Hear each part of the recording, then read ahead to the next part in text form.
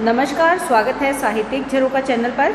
आज हम करेंगे विद्यापति की पदावली, जो कि राम वृक्ष बेनीपुरी द्वारा संपादित है।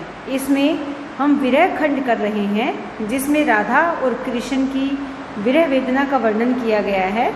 राधा अपने मन के भावों को अपनी सखी के सामने व्यक्त करती है। तो आइए देखते हैं कि राधा क्या कहती है।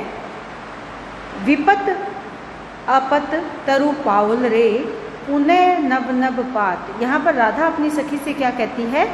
विपत्ति में पत्तों से रहित तरु यानी पेड़, पावल प्राप्त कर लिया है। क्या प्राप्त कर लिया है? पुनः दोबारा से, नव नव पात यानी नए नए पत्ते। तो यहाँ पर विपत्ति क्या है पेड़ के लिए?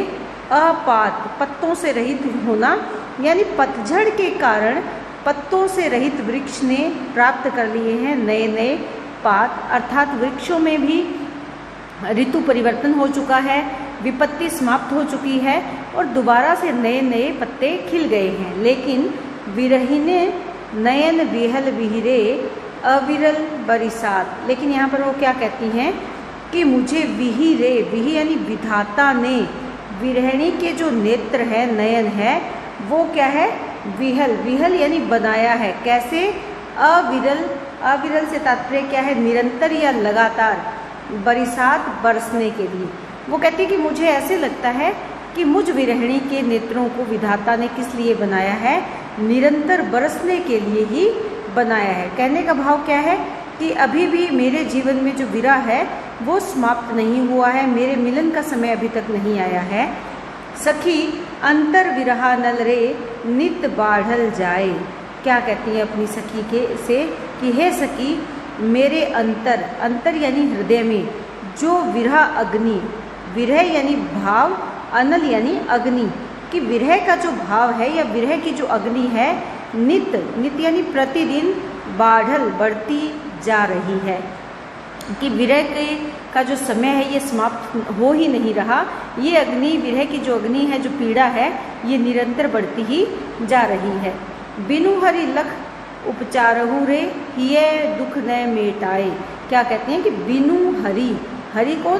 कृष्ण, कि बिना कृष्ण के जो उपचार हूँ, कोई भी उपचार, लख यानी लाख, लाख उपचार कर लूँ, लेकिन हिये दुख न मेटाए, मेरे हृदय का जो दुख है न नहीं मिटाए मिटता। कि मैं चाहे इसके लिए लाख उपाय कर लूँ, फिर भी मेरे हृदय का दुख नहीं मिट रहा है। और अपने मन के भाव किसको कह रही हैं? अपनी सखी को राधा बताती हैं। पिए पिए रटे पपीहरा रे हिये दुख उपजाओ। कि पिए पिए कौन रट रहा है? पपीहा रट रहा है।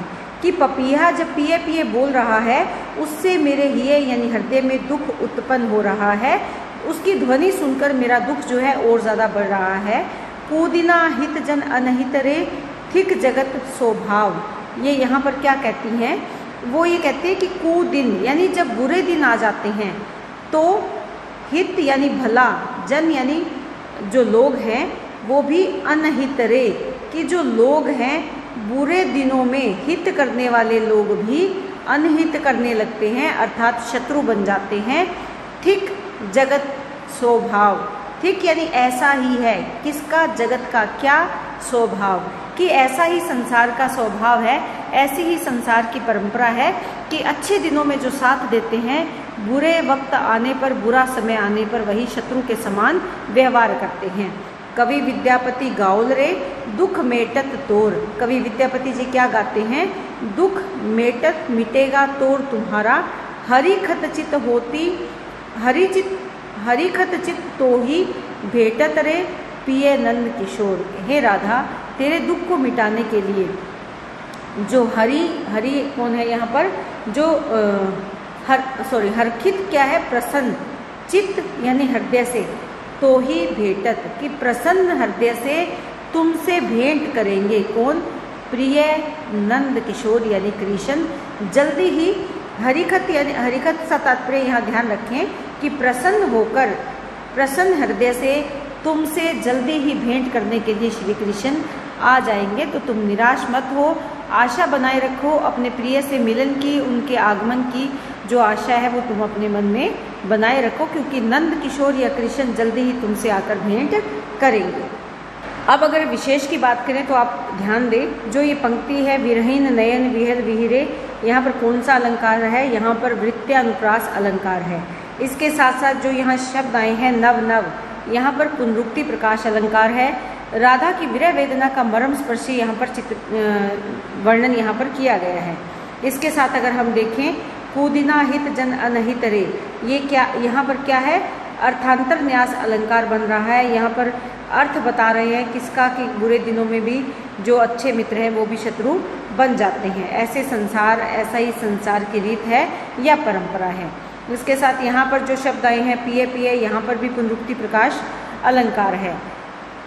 अगर देखें तो संपूर्ण पद में संगीतात्मकता है, वियोग श्रृंगार रस की योजना की गई है, माधुर्य गुण का समावेश है और अभिधा शब्द शक्ति है। भाषा की दृष्टि से अगर देखें तो सहज सरल भाषा है, तत्सम शब्दावली प्रधान भाषा है।